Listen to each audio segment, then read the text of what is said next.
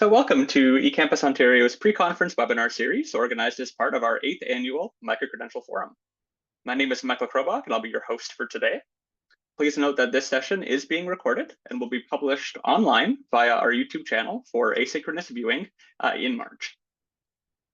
The Micro-Credential Forum is Canada's premier micro-credential summit, and we're so delighted that you've chosen to spend your afternoon with us today. The webinars we're organizing today are part of an exciting lineup of programming throughout the month of February. Our conference will continue on February 27th and 28th, with options to participate in person at the Toronto Reference Library and virtually via Zoom. Tickets are going quickly, and registration remains open until Tuesday. For more information, please visit our website, which Latvia has shared in the chat. I'd like to begin this webinar with a land acknowledgement. I'm hosting this session from my home in Toronto. As a settler of Polish, Austrian, and Croatian descent, I'm grateful to have the privilege to live and learn on this traditional territory. I recognize this as a virtual space, and you may be joining us from different lands. If you're a settler, I encourage you to take some time out of your day to reflect on the land you're on and your relationship to traditional lands. We invite you to use the chat window to share where you're joining us from. As you may be aware, eCampus Ontario is a not-for-profit, membership-based organization funded by the Ontario Ministry of Colleges and Universities. We convene the entirety of the public post-secondary education sector, representing all publicly assisted universities, colleges, and Indigenous institutes in the province. We work to build digital by design educator, learner, and employer-centric experiences. We play a critical role in championing and advancing digital participation in post-secondary education, helping grow the economy and sustain the sector by connecting post-secondary institutions and students to the future of learning and the future of work. We lead in the research, development, and sharing of exemplary practices in online and other forms of tech-enabled learning, and support institutions and employers in fostering innovation, collaboration, and excellence on behalf of Ontario students and faculty. Our Micro-Credential Forum is one of our 3 annual flagship events. I'm very pleased to introduce Suhayl Patel, who will discuss bridging to employment, using micro-credentials to address skill gaps and support workforce integration for internationally educated nurses in Canada. Suhayl is the Associate Dean of Workforce Development at Bow Valley College, where he leads the creation of competency-based programming in partnership with industry to address skill and talent gaps. Driven by a passion for empowering individuals through education, Suhayl is committed to developing future-ready talent that drives economic growth, fosters innovation, and meets the demands of an evolving workforce. Suhayl is at the forefront of solving critical workforce challenges, including addressing the nursing shortage through initiatives that recognize foreign credentials and upskill internationally educated nurses for seamless integration into Canada's healthcare system. He has also led efforts to align educational programs with emerging labor market trends, ensuring that graduates are prepared for high-demand roles across various industries. Suhayl holds a bachelor's degree in mathematics and a master's degree in educational technology. His career includes roles as development executive at Apple and senior education specialist with the Calgary Board of Education. Please join me in welcoming Suhayl, and I'll turn things over to you. Amazing. Thanks so much, Michael. I'll begin by sharing my screen. Hopefully everyone can see that. Hopefully everyone can see that. There we go. Now, there you go. Yeah, again, I'm so grateful for the opportunity to present here. And actually really grateful for our relationship, at least, in Bow Valley College, our relationship with eCampus Ontario.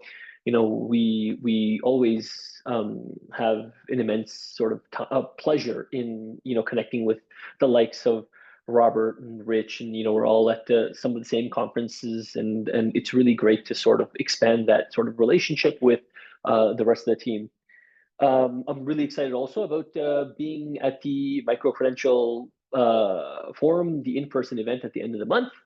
Again, so really grateful for that invite.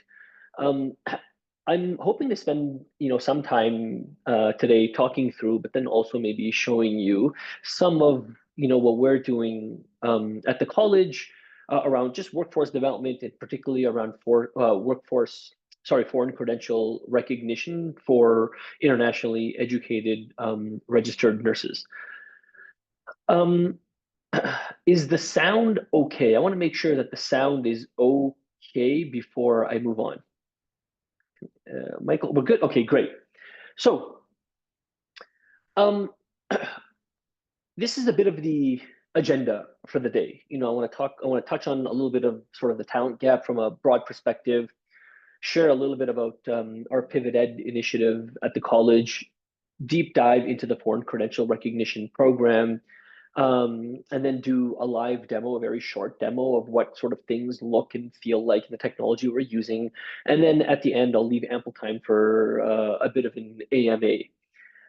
I guess I'll probably preface this by saying, every single community, every province, every employer is kind of different. And so, what might work for us, may not necessarily work for you.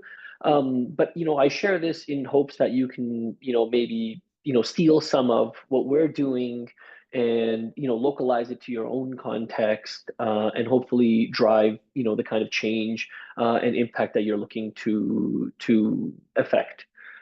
Um, a bit about Bow Valley College. So I'm the associate dean in the Center for Workforce Development, where we focus on very niche talent problems and solving them. Bow Valley College is situated in Calgary, Alberta, and this is one of our campuses. Actually, we only have one campus, a series of buildings, but we started off years ago as a English language kind of institute, and we've significantly grown over the decades. Right now, in downtown Calgary, our campus hosts, somewhere around 12,000 students, where sometimes we're, the biggest community college in Alberta, sometimes we're second. Those of you who are familiar with the Alberta post-secondary system, Norquest is like our sister, and again, great relationship with them, really good folks there. So I want to start off, and this shouldn't be news to anybody, but there seems to be some sort of talent crisis, right? I think on one end we see that there are individuals that are graduating from, let's say, or earning credentials from post-secondary institutions that employers are saying, well, wait a minute, although this person has graduated, um, they don't have the kind of skills that we are expecting them to have to be able to contribute. And so that's causing a bit of a barrier. And then, with the advancement of, technology and so forth, the types of skills, continually required to participate in the workforce continue to change. So there's a huge kind of skills crisis. And if you sort of look into the data, there's also a productivity crisis in Canada particularly. And so, a lot of what we do is around this specific type of problem, is how do we make sure that the workforce has what it needs to maintain sustainability, maintain competition, and allow businesses to thrive. Again, I'm sure there's 1,000 different graphs that are very similar. This was put out last year by the Manpower Group. And, they basically over time surveyed organizations and basically asked, well, do you struggle to find talent? And it went from, 40% in 2018 to upwards of, it's probably higher than 80 now, but, 80 or so percent now. So most organizations are struggling to find the skilled talent they need. And at Bow Valley College, there are a number of ways we're kind of doing this. I think the one way that probably everyone is trying to address this challenge is through work integrated learning opportunities. We have a mandate by our Ministry of Advanced Ed that a certain percentage of your programs will have to have an opportunity for work integrated learning, be it a research project, a capstone project, a practicum, a preceptorship, and so forth. And so, we're a very ambitious institute or institution, and we sort of made the decision that not a portion, every single one of our learners will have an opportunity to do some sort of work integrated learning experience. We also have foreign credential recognition, which I'll dig deep into. We have a project with the federal government around skills for success, so a base layer of skills that are required for 21st century contribution to the workforce. We also have a number of really interesting apprenticeship programs, non-traditional apprenticeship programs, as a matter of fact, in things like software development and digital design, where our ministry has sort of given us a lot of latitude in terms of what an apprenticeship actually is.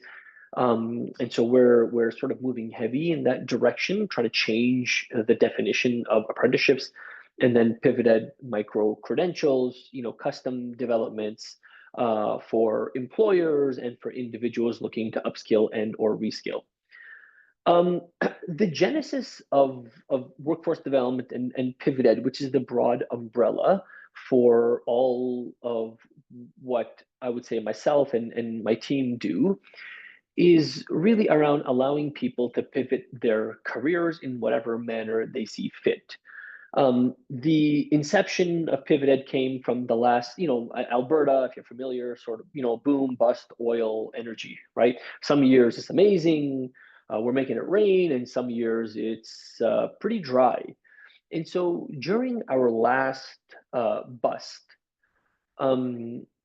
there were a lot of extremely skilled, extremely educated folks in the energy sector, in the oil and gas sector, that were either completely unemployed, that were significantly underemployed. Like I'm talking, PhDs and geologists and, engineers that are, working perhaps not the types of jobs that they had envisioned. And so we worked with or the provincial government to create programming that allowed people to pivot from oil and gas at that time to data. Back then, Calgary was becoming a tech and particularly a data city. And so, we took these people that had these amazing skills in whatever oil and gas and energy field, and we trained them in data analytics, in business intelligence, and so on. And the employment rate was significant. We had a great relationship with Shaw, which is now Rogers, with Skip the Dishes, who hired a number of our folks, with the city of Calgary, and this was a really good test for us. And we thought we would sort of put a lot of effort into standing up a unit that really just focuses on allowing people to pivot. Pivot could mean a brand new career. Pivot could mean in a change of responsibilities within the same sector. So we've have a couple of years under our belt in doing this, and like I said, in data, in cloud development. We work with our CPHR Alberta in strategic workforce planning. We've done things in cloud development, like I mentioned, and so on. And one of the reasons why we've sort of gained so much traction around any of our pivot ed initiatives, and particularly around micro credentials, which is sort of the wrapper for our foreign credential recognition program, and it's the platform on which our foreign credential recognition program sits, is because we have a couple of key pillars or key principles when it comes to any sort of pivot ed development. Anything we do in our department that is focused on workforce development has to have 4 key principles embedded within the design and development. So number one, it has to be industry led. Historically, if I guess, in my experience at post-secondary, at least, if you have an idea for a program, you sort of, get a department, a program area to say, hey, we want to build something, or we want to build this curriculum, and, they'll look at a textbook and they say, oh, we think this is a really good textbook. And not to knock that approach, but, we'll sort of, work internally to devise what we think a good program would be, and then we'll open it up. So if we build it, they will come. And so we wanted to sort of flip that on its head. And so everything we do is industry-led, meaning that employers or regulators, government, whoever is doing the hiring, whoever is doing the regulating, whoever is doing the credentialing, is at the forefront of every single thing we do. We do not put pen to paper unless there's industry at the table. Secondly, it's competency-based. If employers are telling us that, and the economy as a whole is telling us that, there's a talent gap, then it's really important that we address the talent through competencies. So everything we do is competency based. And when we say competencies, we mean demonstrable competencies. There has to be a way for someone to demonstrate their capability that is more than an exam or a test. And so we really shy away from anything like that. It's assessment driven, meaning that the assessment is the crux, the assessment is the key. Oftentimes, when it comes to developing curriculum, you build the content and then you build the assessments. Actually build the assessments first to make sure they're competency based, to make sure they're industry driven, and then we'll build sort of content around that. And then lastly, there's an opportunity for personalization. We fully recognize that people come, later in their life to pursue, you know, supplemental learning, let's say, and they come with different experiences and different expertise. And so treating them as though they're all in the exact same space and making them go through the exact same stuff at the exact same time for the exact same length of time is probably not a good use of time. Um, and so those are the four key pillars that drive everything we do, and particularly the pillars that drive our foreign credential recognition program. So in order to sort of enact this, in order to sort of develop this, we wanted to really look at the relationships that currently exist when it comes to any kind of, development to address workforce needs. Um, and so one of the things we did look at was, this traditional sort of time versus achievement in a competency-based versus a non-competency-based environment. And so the way we like to sort of talk about that is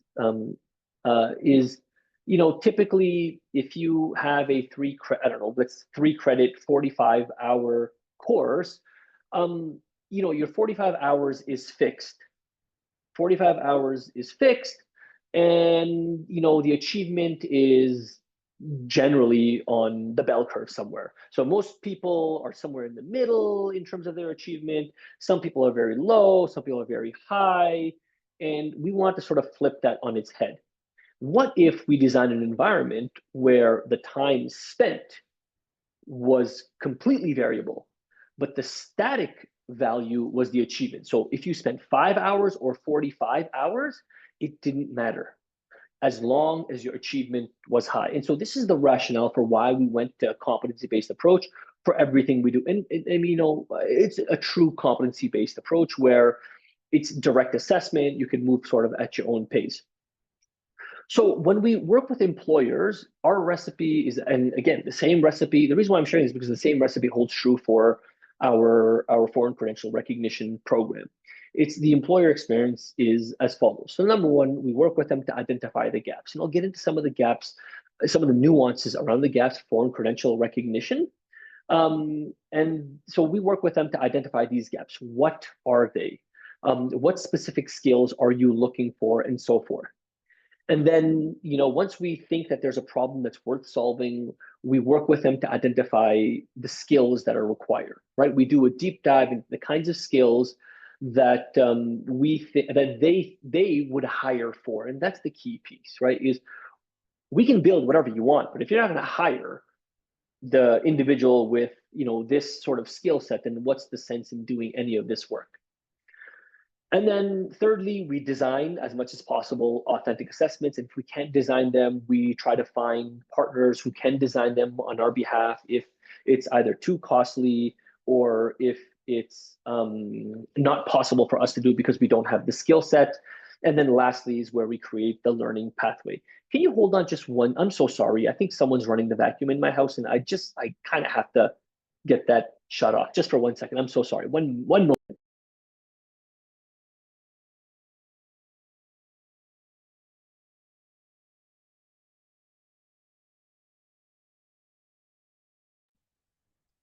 Apologies for that. Okay, so when it comes then to what does a learner experience look like? So you have a learner and they sort of start on this, let's say, foreign credential recognition journey or any kind of micro-credential journey. The first thing we do is we sort of onboard them. A lot of these people, they haven't been in school for at least 10 years, right? They haven't taken a formal credential in 10 years, and we want to make sure that they understand what they're getting into. As soon as they're familiar with the expectations and what they need to succeed, we do an assessment immediately, as long as they're comfortable doing the assessment. And this assessment will tell us whether they're competent in that area or not. And if they are competent in that area, they get the credential automatically awarded, and then they can move on to whatever other credential they need. If they don't, then we provide them feedback. We provide them with a personalized learning plan, and then they can repeat the process. So now that diagnostic assessment becomes the regular assessment, and they can continue to attempt that assessment.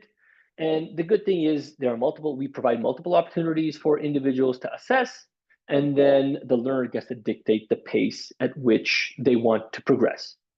So again, this is every single thing we do has to follow these key principles, right? These approaches. So let's talk specifically foreign credential recognition now. Again, same recipe applies, but obviously there's some nuances. So actually, we have a very long history in foreign credential recognition at the college, and it sort of started out with a department we have that is in I want to say partnership with the Alberta government called Directions. It's actually called Directions now. I don't know why our website still says Directions for Immigrants, but the focus for us is in this department. It is a fantastic team, by the way, that does this, has been doing it for 20 years exactly. It's to get allow these or support these high-skilled individuals in transition to that high-skilled career that they have studied abroad and worked in. One of the challenges that we face, I think, as Canada, particularly around the productivity and the workforce sort of crisis, is that in order to come to Canada, you have to score fairly high in certain things. And one of those things is, your kind of skills and your credentials and so on. So as a doctor, as a nurse, and as an engineer, you score high on that, right? When you're applying for immigration, let's say. But when you come to Canada, you can't use those skills. There's obviously a problem here. And so we've been working in this space specifically in Alberta. And this team, we provide employment connections. We do skills development. Licensure is a really big one, particularly in regulated professions. We provide mentorship, job seeking skills, English language learning, and so forth. And I want to say, for the most part, we sort of support any and every kind of career, but we see a huge bulk, or the bulk of the people that come to us, I would say, are probably pharmacists, engineers, doctors, nurses, lawyers, and trades. And so, we do have this amazing experience and amazing expertise in this field. And for this foreign credential recognition program, we basically just begged, borrowed, stealed from their expertise and put something together that we think would be fairly robust. We did a little bit of aggregate salary data collection for how much we've been able to, how much salary we've allowed, or we've supported people in attaining. And so we're looking at tens of millions of dollars in the last 20 years. We've supported people that are the IMGs, international medical grads, to go from, an underemployed environment to becoming a physician. And, we continue to sort of do this along with the foreign credential recognition program itself. Now, when it comes to our foreign credential recognition program and some of the nuances, we were fortunate enough to receive this grant from ESDC Canada. I think we are the only, and please someone correct me if I'm wrong, I think we're the only post-secondary institution in Canada to receive this grant. And so we put in for a grant for internationally educated nursing. Early on, we had thought that we would do both LPNs, so RPNs, I guess, for those of you who are in Ontario, which is almost everyone, LPNs in Alberta, and we'd also do RNs as well, registered nurses. And we were kind of wrong because, really RPNs or LPNs don't exist outside of Canada. There's just registered nurses. And so we kind of axed the plan to do the LPNs or RPNs. We only focused on RNs. And, I think, one of the interesting things about Alberta specifically, and I don't know about the other provinces, is we have a number of fast track countries.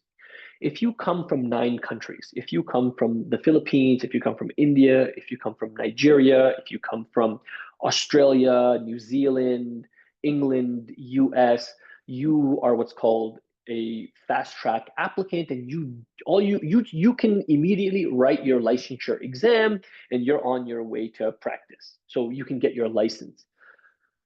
If you look at 96% of the population, they're from these 9 countries in Alberta. I would say the bulk of Canada is probably made up of nurses. The bulk of the internationally educated nursing population in Canada is made up of folks from these 9 countries.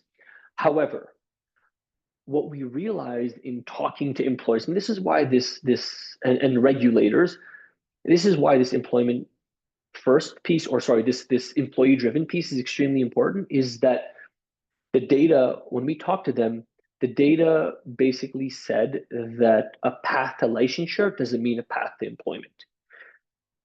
Over 60% of the internationally educated population in Alberta already has licensure. They just cannot get a job. And so while a lot of other recipients of this grant really focused on licensure, because maybe that was sort of the problem in their respective provinces, but for us, we want to shy away from licensure. We didn't want to solve the licensing problem. We want to support them. If you want licensure, we'll help you, but that's not going to be the crux of what we're going to do. We're not going to spend all our efforts there. So we, in conversation with the regulators, we focused on what's called it's a pathway to employment program, not a pathway to licensure program. And so in this program, we kind of manage very delicately the tension between licensure and employment. And so when we did our stakeholder engagement, a couple of themes came up, and these are the 2 critical ones, right? Is number 1, obtaining Canada-specific cultural knowledge to navigate the healthcare system and serve diverse patient populations. And then secondly, is crystallizing the CRNA, the College of Registered Nurses of Alberta, role expectations for registered nurses. The CRNA roles, for those of you who aren't familiar, are the same for the CNO, BCCM, or BCCNM. It's the same in New Brunswick. It's the same in Manitoba. There are a set of competencies that must be met by all nurses. And they might be written in Times New Roman in Alberta, and maybe Comic Sans in, I don't know, Manitoba, but they're the exact same competencies and sub-competencies. And so these are the 2 themes that came out. And when we sort of designed the program, we wanted to make sure that number 1, the goal was enhancing job readiness.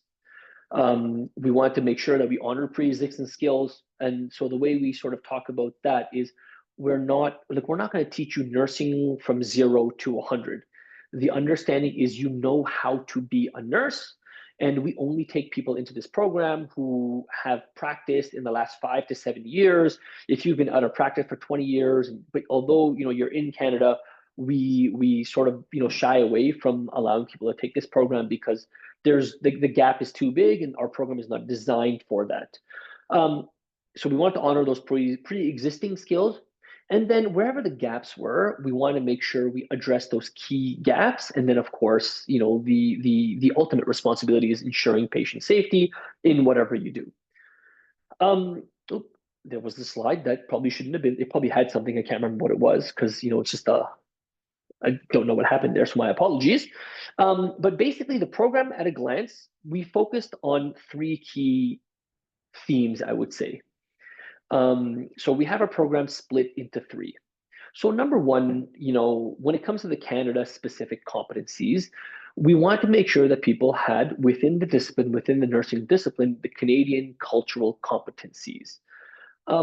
So, not collaboration or communication, but collaboration in nursing, right? Or communication in nursing. So we have a series of courses that specifically focus on the Canadian cultural kind of stocks of knowledge. And the way we sort of describe that is those are the things that are distinct about Canada versus, let's say, the Philippines or India. And then we have what are called CRNA entry level competencies, right? These are the roles based competencies that exist across the board through all of Canada. And those are sort of competencies that are different, right? You might have some experience or expertise in those competencies, but how they play out in Canada is fundamentally different. And then lastly, these are the things that are duplicate, right? So you have the distinct, you have the different, and you have the duplicate.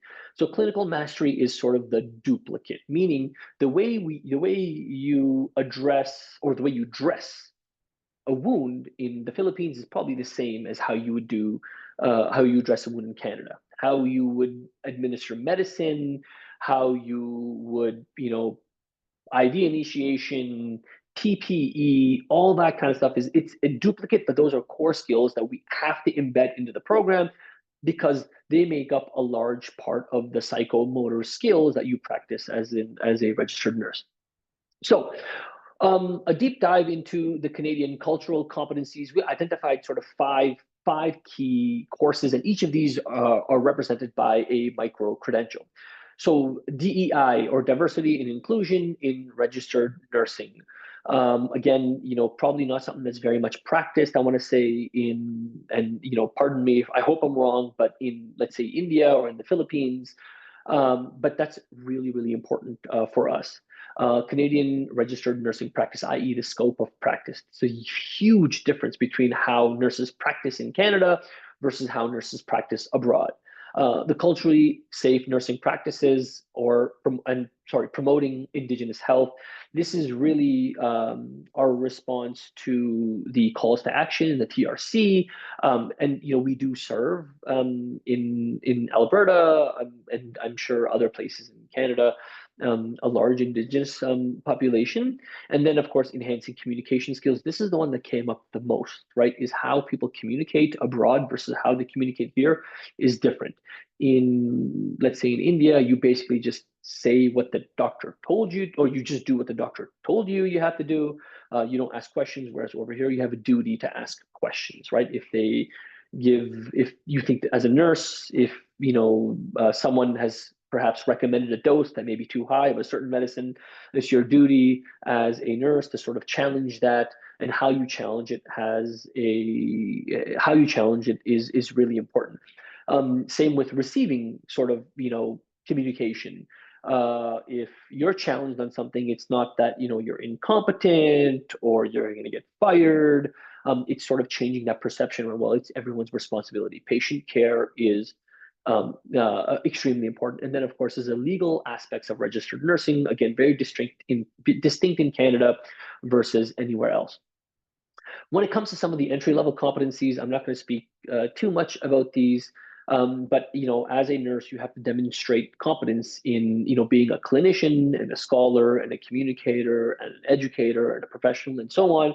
And so part of our program, we built these in to ensure that everyone in our program had entry-level competencies to do the nursing role. And this is, I'll show you a demo of this course, or a partial demo of this course. And for this, maybe I'll take a step back and maybe share this. One of the challenges that I'm sure a lot of you, if you're teaching nurses or have a nursing program, that you'll face is sort of that clinical or that preceptorship.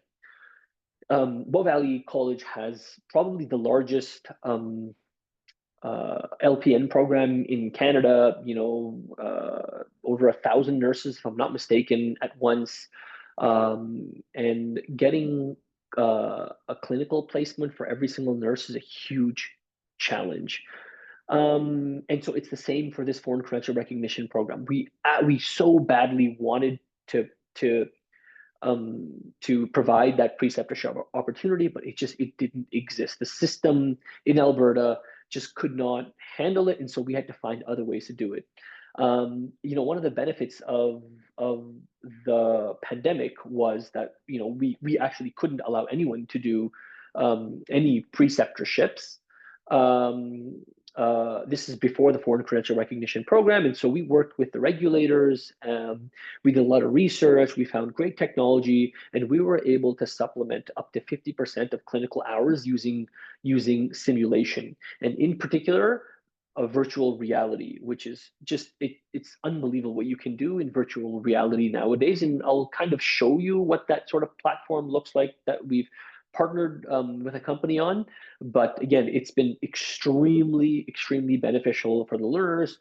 And sort of in that environment, what we do is we place an individual, an internationally educated nurse, in a clinical scenario, and I'll show you one, and we bolt on top of that clinical, um, the health component, we bolt these entry level competencies on top of there. So I think the example I'll show you is like a heart attack. And then on top of that heart attack, you might have to demonstrate, your ability as a clinician and a scholar actually. So it's not just about dealing with the patient and the issue, but it's about being a clinician and then being a scholar within that context as well. Again, these are all micro credentialed as well. And then lastly, we do the psychomotor skills, which I already mentioned. Oops, and leaders and advocates should not be there, but respiratory care, medication administration, and so on. We recently, so this is at a very high level, this is our program. This is sort of our recipe, and I'm sure there are other recipes out there. After you're done this, we can provide you access to licensure exams if you need them and so on. But in our cohorts, what we've realized is 60% of the people that are entering this already have licensure. So they're here because they need the skills and not the license, which is great, which means that we're solving the right problem. Maybe yeah. So what's next for us? Right before I go into the demo, maybe what's next for us. So here's sort of what we think is going to happen. Number one, we want to continue to sort of build on this success that we have.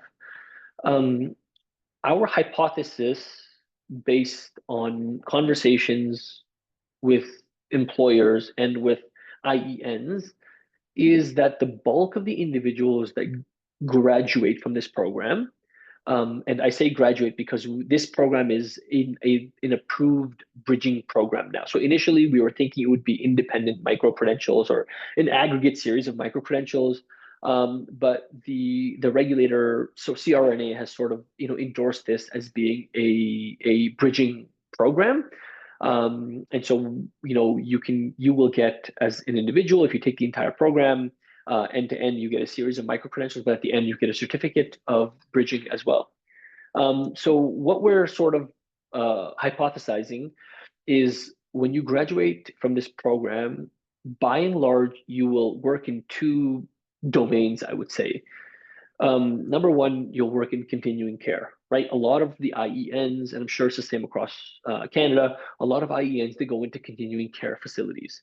And so that's where a large portion all over Canada, rural and urban areas, they'll be working in long-term care facilities, particularly with the demand, right? The aging population and so forth.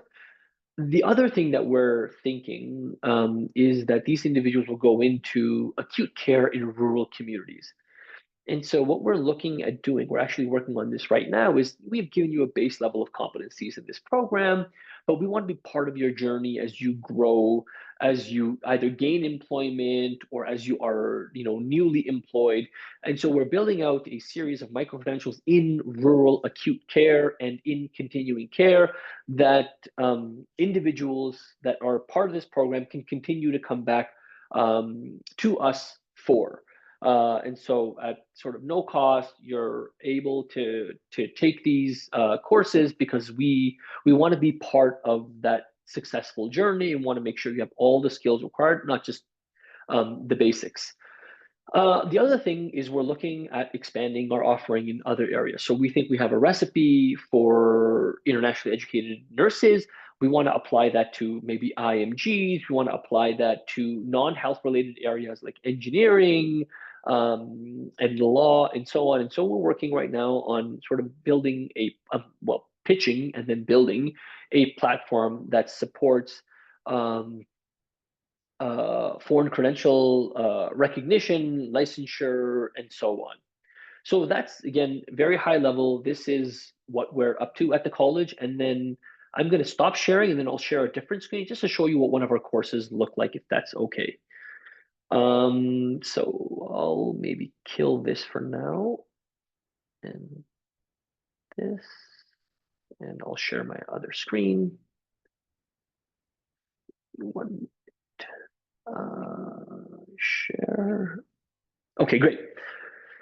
Okay, so what you're seeing in front of you right now is one of the courses that we built in, it's part of the roles-based courses, the CRNA roles-based competency, so clinician, scholar, so on and so forth. And so I think what you're looking at right now is the onboarding environment, right? So we have a iframe that kind of pops up when you're new, when you first click on this course, and it says, welcome to the roles of a registered nurse within Canada. And it gives you a bit of text as to why this is really critical, like the rationale behind why this is important. So clinician, you'll see the word clinicians, professional, communicator. Those are all competencies that exist within the entry-level competency framework. The learning outcomes are that you're able to perform these roles. The assessment strategy is use a simulated environment and justify the rationale. So there's an element of um, uh, clinical judgment that has to be demonstrated within this. And then, tips for success, and you're ready to sort of roll here. So why don't I take you to the introduction? I think one of the benefits that I have with the team is I have an unbelievable team. I have a very small team. And it takes us, a matter of 3-4 weeks to stand up an entire micro credential. Like once we have an employer on board, 3 to 4 weeks, and we can sort of whip something out that is amazing. I have instructional design consultants, but I also have media developers. And so over the years, I've worked with. I remember early on in my years at Bow Valley, I got the best email ever.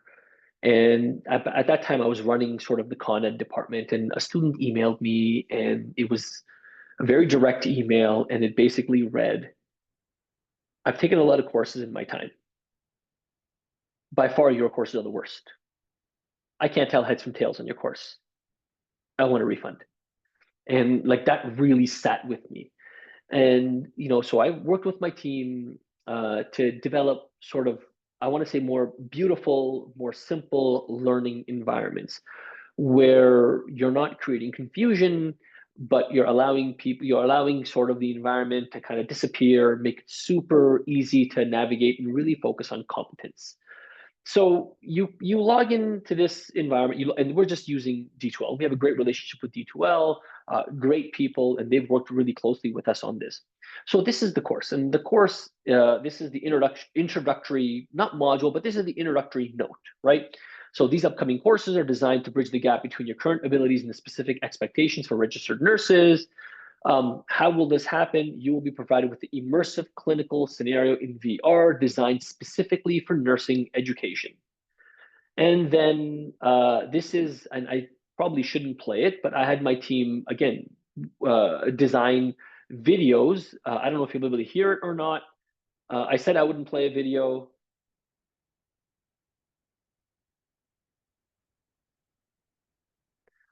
So again, my media team, they can code, they can do front end development. Obviously, they can do media development, and I'm working with them on doing we're setting up a VR shop in our department as well. But they sort of, take the approach of let's just clean everything out of here and let's create a beautiful environment for people to engage in. And so they built this, and they built each of these videos. So I've done the introduction. I go into clinician and scholar, and in here it gives me exactly when it loads. Okay, there you go. So this is the overview of clinician scholar. These are the competencies. You can view related resources to help you prepare for the simulation. And then we put the assessment criteria front and center, and we use what's called, I think we use the Lassiter scale, the Lassiter clinical judgment rubric, or an adapted version of that. So you go in, you watch the videos, right? These are videos. You look at the resources, you look at the assessment criteria, and then you go into class and you're expected to perform in these three simulations. So if I go to simulation one, acute myocardial infarction, and the individual or the patient is Sharif Amari, and if I click on the simulation itself, it takes us into UB Sim. Okay, and I hope this worked. 1, 2, 3, 4, password. There you go, done. So it takes you in here, and then you can see these VR scenarios themselves, right? So we work with UBSim, great technology, very widely used, and this is how we sort of replace our clinical environment. And so there are downloaded information about the patient. They put on a headset, they put it on in groups of up to 8, and then the instructor is kind of facilitating, and the instructor is the virtual patient, and you would sort of interact with the patient. You would ask a question, and the patient would kind of respond. You would ask questions about what they're struggling with or why they're there. You do a head-to-toe assessment, and the patient would respond. You can provide medicine in this virtual environment and so on. And this is what we use to sort of demonstrate competence in these entry-level competencies. Again, on top of that, we use that clinical judgment rubric, and then you're deemed either competent or you have to come back and do it. So we take you through a series of these assessments. And then we do a couple of final assessments that are sort of a surprise. We don't give you any information. We just say, come in on this date, and we're gonna surprise you with a scenario, and you have to demonstrate competence in that scenario. So that at a very high level, I thought I'd be done at 40. I apologize for going 9 minutes over, but I'd love to open it up to questions. Awesome. Thank you so much, Suhayl. I'll kick us off with the first question here. So I really liked your distinction between pathways to licensure and pathways to employment. And you also mentioned that you're looking to expand to other non-healthcare related areas for credential recognition. So what if folks in other jurisdictions are interested in a similar approach? What would you say is your top takeaway from your approach to design, delivery, approval, bridging that might be transferable for maybe another jurisdiction or another sector? I think so. I think the one thing I'll sort of add is we're also looking at expanding this to other provinces as well. So we're talking to a few other provinces right now who are sort of interested in this. But I think that so when we started off on this journey, we thought it was going to be something very different. Like we had this idea in mind that it's going to be exactly this: no VR, no clinical mastery. We just thought, okay, we're going to focus on licensure, and we're going to focus a little bit on these soft skills, and Bob's your uncle. And so my advice is like you'll have a plan. Mike Tyson has the best saying in the world, right? Everyone has a plan until they get punched in the face. And so just be open to those punches in the face. Like that's the only thing I think I will say. I think anything else we do, we're going to follow the exact same recipe. Like really, we're going to be, okay, there's a licensure component that people might be interested in. Let's support you with that. There's the Canadian cultural stocks of knowledge within the discipline that you absolutely need to address. Let's focus on that. And then there are competencies within that discipline that have to be met as well. So I would probably say those three things, irrespective of what regulated or non-regulated profession we pursue, we're going to have some combination or permutation of those three. That's great. We had a question from the audience. What credentials would you expect of those teaching and grading the assessments in this program? Like who is your team? So we have nurse educators actually. And so what we don't do in the workforce development, we actually create a firewall between traditional faculty and our department. And so we work with people who are employed in that field, and we get their feedback, and we get them to build, and then we say, hey, you kind of built this. It'd be great if you were the one that actually facilitated it as well. And so we have nurses that their full-time job is nursing. They spend 3 hours or 6 hours a week with us here, and they fight crime at nighttime, and I'm sure do a million other things. But this is specifically who we look for. We had a question from a previous webinar that I think is quite relevant here around awareness and enrollment. So how do you promote your programs, and how do you interface with perhaps settlement service agencies or other folks that work with newcomers quite a lot? Yeah, so that's the critical piece. We are fortunate enough to have a great relationship with one of the settlement agencies that's working with us on this. And they do a lot of they're responsible for the intake. They're responsible for validating someone's credential from abroad to make sure they're a good fit for the program. And then they're responsible for like the resume, because there's still that component. You could be the best nurse in the world, but if your resume is not like a Canadian standard resume, you're gonna have problems. And so they work. So the settlement agency, or some version of that service, is extremely important in this. Awesome. Thanks so much, Suhayl. I don't see any other questions in the chat at the moment, so I'm going to pause here. And if folks do want to jump in, please do drop them in and I will share. And I'm just going to toss up a couple slides here to conclude our day.